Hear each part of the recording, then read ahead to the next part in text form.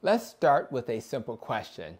How do you like your grits? Or better yet, what's your fondest memory of eating grits with your family? I'd love for you to share your answer in the comments below. And if you love learning how to achieve metabolic health, do me a favor and hit that like button right now. Let's begin. For many of us, grits aren't just food, they're culture, history, and home. I'll never forget the smell of grits on the stove in my mom's kitchen. She had a way of making them extra creamy with butter melting on top, and it was always served with love. Even now, when my kids, my wife, and I visit her, they still crave her grits, just as much as they did when they were precious little babies. But as much as I love these memories, I had to take a step back and think critically about the food choices I make for my family, myself, and encourage for my patients. Grits hold a special place in our hearts, but what about the impact they have on our health? That's where things get complicated. Let's take a closer look at how grits are made.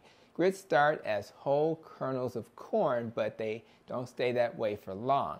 The corn undergoes extensive processing to remove the outer hull and the germ. This process strips away most of the fiber, vitamins, and minerals that are naturally present in corn. What's left is primarily the starchy endotherm, which is ground into the fine granules we recognize as grits. But here's the thing. When those nutrients are stripped away, something has to be done to make the product nutritionally viable again. That's why most that you buy in the grocery store are enriched, meaning manufacturers add back a handful of synthetic vitamins and minerals like iron and B vitamins.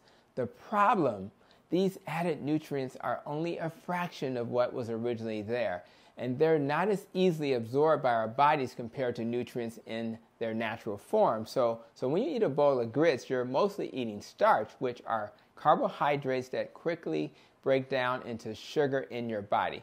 Did you know that a typical serving of grits contains 31 grams of carbohydrate? And if you divide that by 4, you have 8 teaspoons of sugar hitting your bloodstream. Imagine sitting down for breakfast and scooping 8 teaspoons of sugar into your bowl.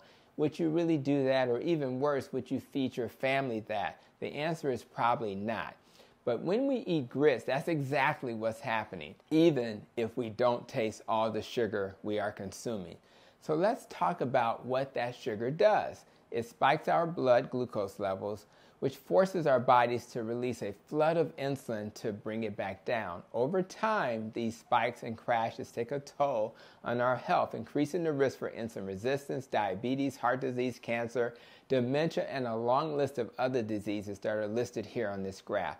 In fact, when I spoke at the Symposium for Metabolic Health in San Diego in August 2024, my topic talked about how the keto diet will help prevent and reverse over 50 medical conditions by helping you avoid high-carb foods.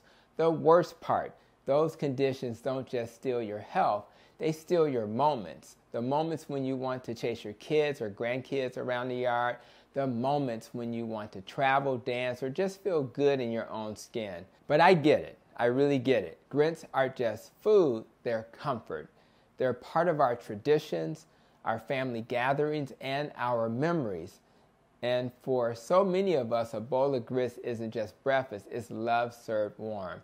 That's why I'm not here to tell you to give up grits forever. Instead, I want to encourage you to think about how often you're eating highly processed foods like grits and what small changes you can make to protect your health.